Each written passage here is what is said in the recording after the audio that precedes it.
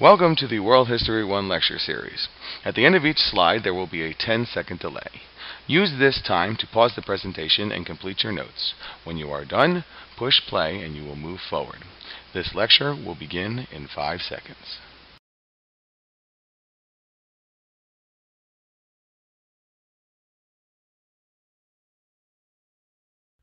Welcome to World History 1 Lecture 5.9 on Alexander the Great, and there's the man himself. But what makes a person great? Well, let's see. Here we have the great Khalid. He's a monster of a man who wrestles in the WWE. What about the great Gatsby? Well, if you watch the entire movie, you find out he's not so great. Steve McQueen, the king of cool, rides his motorcycle in The Great Escape. Maybe music's your thing. Well, let's ask Bruce Springsteen. He'll tell you that the greatest band is the E Street Band.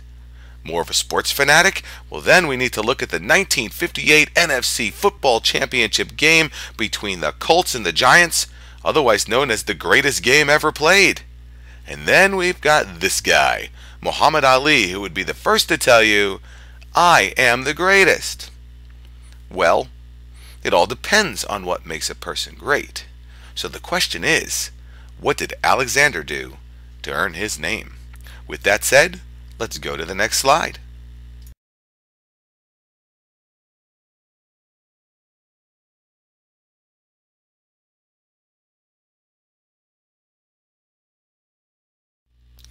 Macedonian conquest is imminent.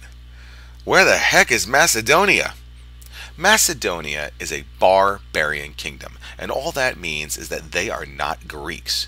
And the kingdom is located to the north and west of the major Greek city-states. So here we have Athens and Sparta, who just finished fighting the Peloponnesian War. And way up here is Macedonia. Macedonia is also landlocked. That means they have no direct access to the sea. And this is the case for most of its history. So Macedonia has a strong army, but no navy. And Macedonia has no democratic tradition. They are not like Athens. They are a monarchy. So Macedonia, a monarchy, is about to invade Greece. Go to the next slide.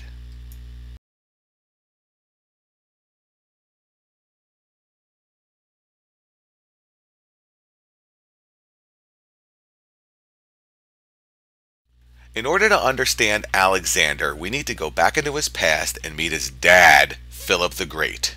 Philip II of Macedonia conquered most of Greece in 359 BCE. And as you can see, the Greeks do not accept him as Greek. He is a barbarian.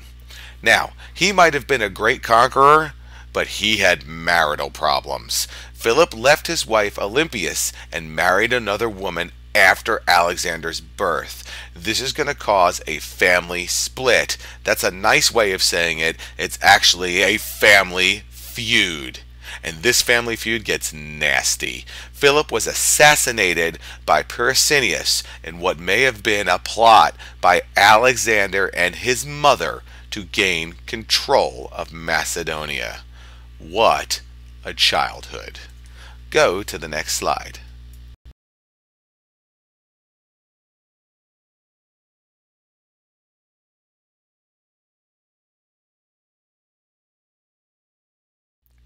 Alexander was the son of a king, but he has other advantages which he will use to conquer most of the known world.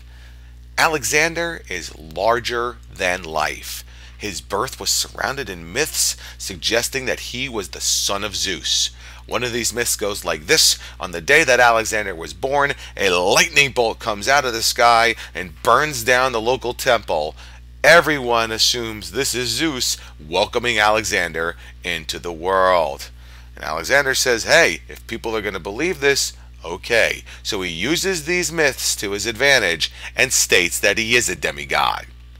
Alexander is also highly educated.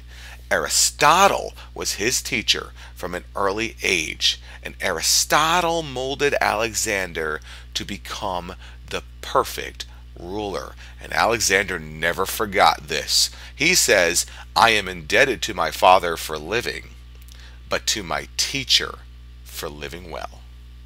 Go to the next slide.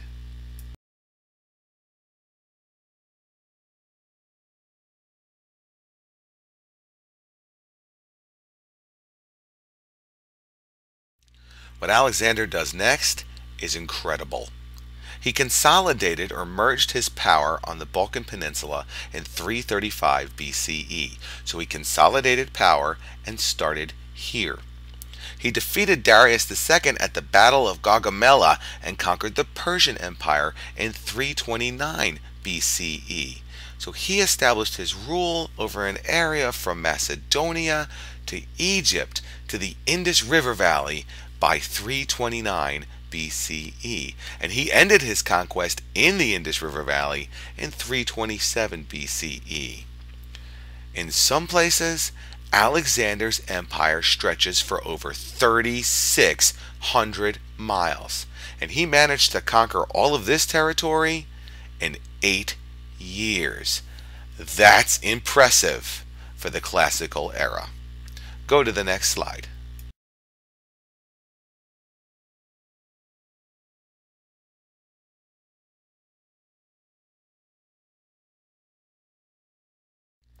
Unfortunately for Alexander, the world is not enough for him, and that will eventually kill him. Alexander is ready to take his army through the Khyber Pass and invade India, but his army has been away from home for 8 years, and they refuse to follow him. One theory is that the army starts going into India, they see the Indians, and they're like, these folks are too exotic for us, we don't want any part of them. Alexander punishes his men by making them follow the longest way home possible, and that's going to lead them into Babylon. Alexander stops in Babylon, where he dies in 323 BCE after a night of partying. He either got sick or he was poisoned. The problem is this: Alexander leaves no heirs or any way to pass on power, and his empire splits quickly into 4 separate kingdoms. Go to the next slide.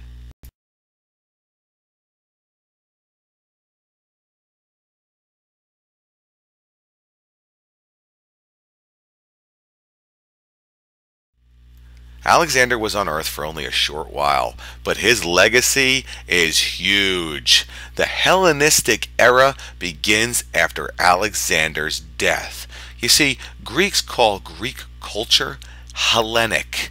This Hellenistic era is something different, and it happens because Alexander changed the world, and the world changed him.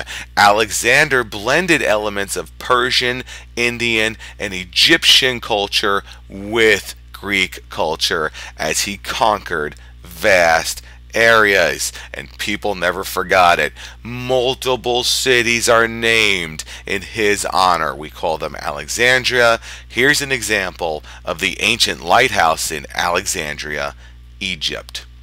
And this era doesn't end until 31 BCE, when the last Hellenic kingdom is conquered by the Romans. Not bad for a guy who was only 32 years old when he died. This is why we call him Alexander the Great. Thank you for watching this lecture, and I look forward to seeing you in class.